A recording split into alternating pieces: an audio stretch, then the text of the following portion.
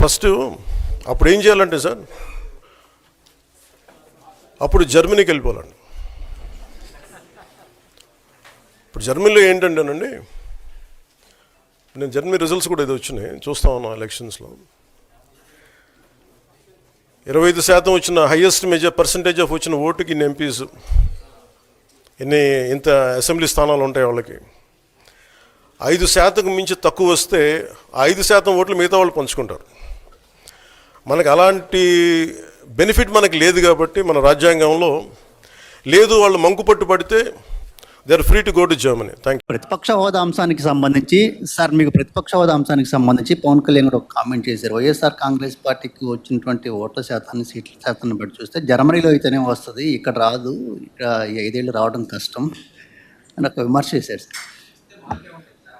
ఆ మనిషి కార్పొరేటర్కి ఎక్కువ, ఎమ్మెల్యేకి తక్కువ.